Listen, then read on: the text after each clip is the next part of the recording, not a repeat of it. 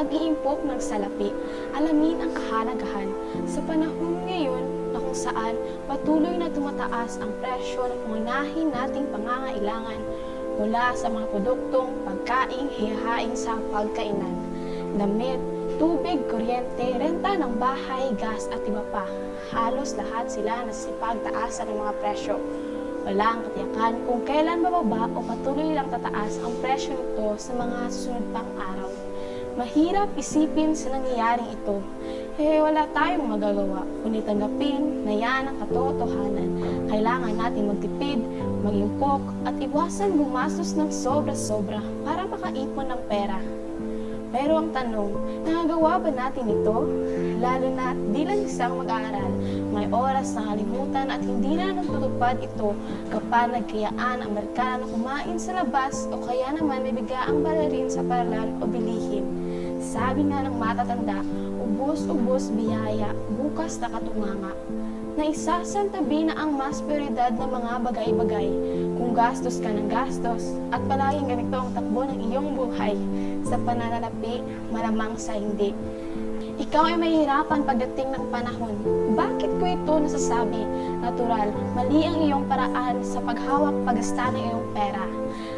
Hindi pa muli ang lahat para baguhin ang iyong nakasanayan. Ang iba sa atin napipilitan na mag-impok dahil may gustong bilhin. Halimbawa ay mga sapatos kaya ng Jordan, Nike at Adidas. Pero pagkatapos mabili ang gusto, nakalimutan na ipagpatuloy ang nasimulang pag-iimpok. Bakit nga ba mahalaga ang pag-iimpok? Mahalaga ito sa kadahilan ng ito ang magdadala sa iyo ng magandang buhay sa inaharap o sa pagtanda mo. Kung nais natin umasenso at kalayaan sa pananalapi, mahalagang pag-aralan ang tamang paraan sa paghawak ng pera. Sa pag-iimpok, nagsimula ang lahat patungo sa direksyon ng kasaganahan. Pero paano? Yan ang madalas sa tanong ng mga nagnais makaipon. Kung tutusin, madaling sabihin, ngunit mahirap gawin. Sa kadahilan ng di natin nakasanayan simula pa noong pagkabata. May mga madaling pamamaraan upang maisakatuparang pagnanais sa makaipon. At ito ay magsimula, syempre, sa ating sarili. Sa simula, alamin at suriin mo muna ang iyong sarili patungkol sa pera. Sagutin ang tanong na ito, ano nga ba ang ugali ko kung sakaling may hawak na pera? Kung ikaw ay matipid, mas makakabuti sa iyo.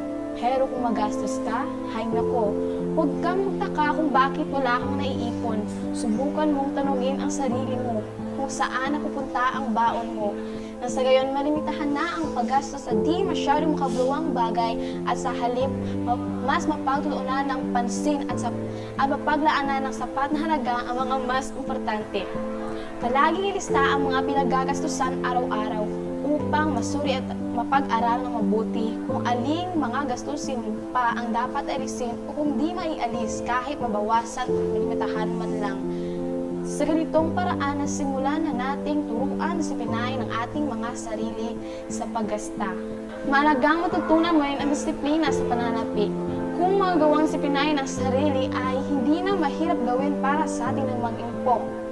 Maganda ang may ito sa ating lahat, pero iiwan ko pa rin sa inyo ang pagpapasya. Dahil sa huli, ikaw, sarili mo pa rin ang magdedesisyon sa ikabubuti mo. Inuulit ko, napakahalaga ng pag-iimpok sa ating kinabukasan at hinaharap.